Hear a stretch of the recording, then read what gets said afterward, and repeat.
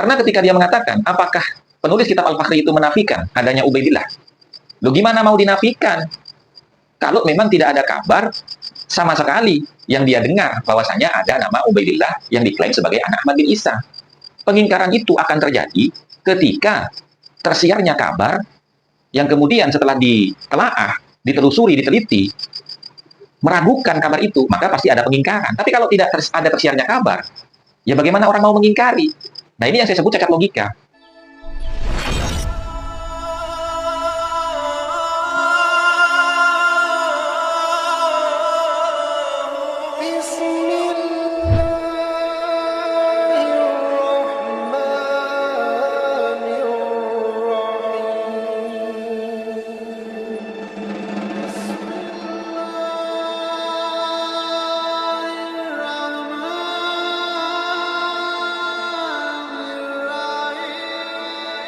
Dari Ustadz Hanif bahwa Hadramut itu tempatnya jauh sehingga tidak tersensus, tidak tercakup.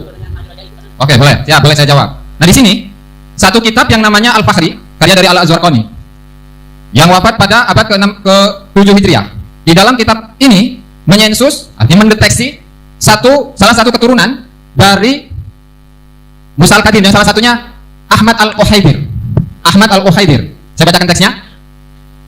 Amma Muhammad Al-Ukhaidir, maaf Muhammad bukan Ahmad. Amma Muhammad Al-Ukhaidir fa'aqibuhu min thalathati rijal. Yusuf Al-Amir bi Hadramut min al-Yaman. Malaka ba'da abihi wa Muhammad Abi Abdullah Aqab, dan seterusnya. Nah, ini Al-Azwarqani yang notabene lokasinya sangat jauh dari Hadramut, itu mendata salah seorang keturunan dari Rasulullah yang ada di Hadramut. Ini di abad ke-7 loh. Wafat tahun 614 Hijriah kalau tidak salah. Nah, sehingga bisa saja kalau memang Ubaidillah ini adalah sudah syuhroh istifadah sebagai putra dari Ahmad Al-Muhajir, pasti kedata. Saya rasa cukup. Baik, langsung jawab. Pertanyaan balik saya, dia mendata keturunan Musa Kadim tadi, tapi menafikan keturunan Ubaidillah. Itu nggak berarti apa-apa. Andai kata kedata satu orang, bukan berarti dia harus tahu semuanya. Ada satu dia tahu. Apakah dia harus? Saya tahu kenal satu orang tuh, bagus, Imam Ibrahim di Banten. Apakah saya harus tahu semua sepupu beliau? Apakah saya harus tahu semua keluarga besar beliau? Yang Anda sebutkan tidak mengartikan apa-apa sama sekali. Itu kan yang disebutkan oleh Mahdi Rojaya ala sabilil ghalib. Pertanyaan saya, ada nggak yang menafikan? Seakan-akan kiamat menafikan. Nafi itu butuh dalil, nanti dijelaskan di dalam kitab Bahrul Muhit Imam Az-Zarkashi. Yang namanya nafi itu butuh dalil. Soalnya sebagaimana isbat butuh dalil. Ada yang nas bahwasanya fulan Ahmad bin Isa nggak punya anak namanya Ubaidillah. Selama tidak ada nas, berarti masih ada kemungkinan. Sedangkan yang menyebutkan tadi Janadi udah terjawab. Iskal kiamat soal Janadi udah terjawab. Itu semuanya ba'alam. Udah jelas. Saya kira bisa. Assalamualaikum warahmatullahi wabarakatuh. Bismillah, alhamdulillah, wa la hawla wa la quwwata illa billah. Asyhadu an la ilaha illallah wahdahu la syarika lah. Wa asyhadu anna sayyidana wa nabiyyana Muhammadan abduhu wa rasuluhu alladzi la nabiyya ba'dah. Allahumma shalli ala sayyidina Muhammad wa ala ali sayyidina Muhammad, amma ba'du. Para saudara-saudariku sebangsa setanah air dimanapun kalian berada, para sahabat-sahabatku, para subscriber dan netizen yang budiman, kembali lagi kita di channel Gus Hasan Asy-Syarif Official. Pada kesempatan kali ini, saya baru saja menyaksikan kembali perdebatan yang terjadi di Banten antara Gus Abdul Aziz Jazuli dengan Habib Hanif Al-Atas, di mana Gus Abdul Aziz Jazuli ini dia mempertanyakan kenapa kalau memang Ubaidillah ini sudah syuhrah wal istifadah, kok tidak terdata di dalam kitab-kitab An-Nasabah sampai abad ke-9. Dari masa hidupnya di abad ke-4 sampai ke abad 9 kok tidak terdeteksi oleh para ulama-ulama An-Nasabah. Kemudian Habib Hanif itu kan berargumentasi bahwasanya Yaman ini adalah sebuah daerah yang terpencil, jauh, dan sulit dijangkau di kala itu. Sehingga wajar kalau banyak dari kalangan ulama An-Nasabah itu yang tidak mendeteksi adanya Ubaidillah sebagai salah satu putra dari Ahmad bin Isa. Kemudian Gus Aziz Jazuli itu menanggapi balik dengan satu argumentasi yang bersumber dari kitab Al-Fakhri, di mana penulis kitab Al-Fakhri ini mendeteksi salah satu keluarga keturunan Nabi Muhammad SAW dari jalur Musa Al-Kazim yang berdomisili di Yaman, yang bernama Ahmad Al-Ukhaidir.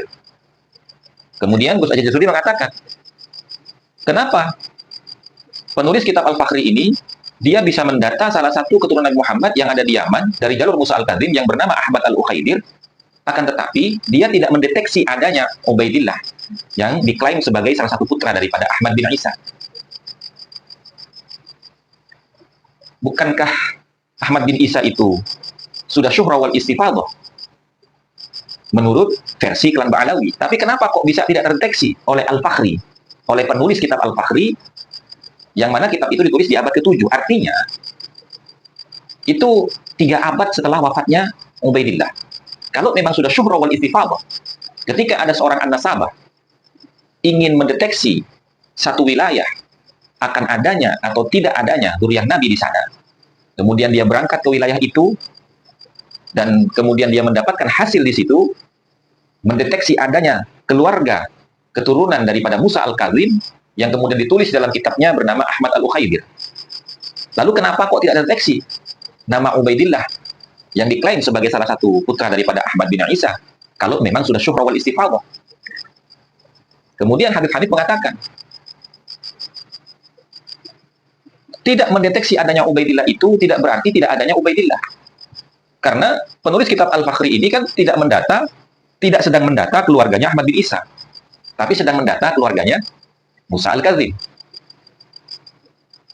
Lalu apakah ada penafian, pengingkaran dari kitab Al-Fakhri? Nah, ini menurut saya satu logika yang gagal. Kenapa? Karena ketika dia mengatakan, apakah penulis kitab Al-Fakhri itu menafikan adanya Ubaidillah? Loh, gimana mau dinafikan kalau memang tidak ada kabar sama sekali yang dia dengar bahwasanya ada nama Ubaidillah yang diklaim sebagai anak Ahmad bin Isa? Pengingkaran itu akan terjadi ketika tersiarnya kabar yang kemudian setelah ditelaah, ditelusuri, diteliti, meragukan kabar itu, maka pasti ada pengingkaran. Tapi kalau tidak ada tersiarnya kabar, ya bagaimana orang mau mengingkari? Nah, ini yang saya sebut cacat logika. Kemudian, beliau menganalogikan sebagaimana saya kenal dengan Tubagus Ibrahim. Kan bisa jadi saya tidak tahu keluarga besarnya, tidak tahu sepupu-sepupunya. Loh, ini juga cacat logika, analogi yang salah gitu loh. Kenapa saya katakan analogi yang salah? Karena begini, kalau dianalogikan seperti Habib Hanif kenal dengan Tubagus Ibrahim, itu akan menimbulkan beberapa pertanyaan. Anda kenal dengan Tubagus Ibrahim dalam rangka apa? Kalau dalam rangka tidak untuk mencatat silsilah nasab keluarga Banten dan sejarah Banten, ya Anda tidak perlu mengoreksi atau tidak perlu mengkorek-korek keluarga besar Tubagus Ibrahim. Karena perkenalan Anda dengan Tubagus Ibrahim ini tidak dalam rangka penelitian, tidak dalam rangka untuk mencari informasi tentang sejarah keluarga Banten beserta keturunannya. Berbeda dengan pernyataannya Gus Aziz Jazuli yang mereferensikan kitab Al-Fakhri, di mana penulis kitab Al-Fakhri itu dia berangkat ke Yaman dalam rangka mendeteksi adanya keluarga keturunan Nabi Muhammad di sana, yang kemudian akan dia masukkan ke dalam catatan kitabnya yang kita kenal dengan Al-Fakhri yang ditulis pada abad ke-7. Kan begitu, bos, gitu.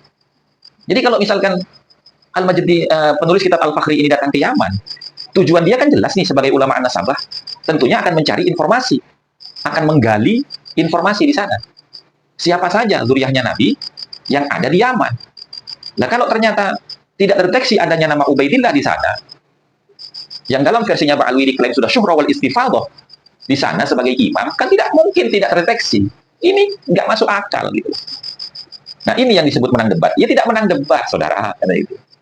Nah, kira-kira begitu ya, teman-teman. Jadi silahkan diulang-ulang videonya untuk ditonton, kemudian Anda telaah sendiri. Kalau bagi saya itu cacat logika. Ya bukan berarti saya tidak mengakui keilmuannya Habib Hanif atau mengunggulkan Gus Aziz Jazuli, tidak. Mereka berdua ini sama-sama orang berilmu. Cuman cara menganalogikannya itu salah, tidak tepat pada pembahasannya. Kira-kira demikian dari saya. Wallahu a'lam bishawab. Wassalamualaikum warahmatullahi wabarakatuh.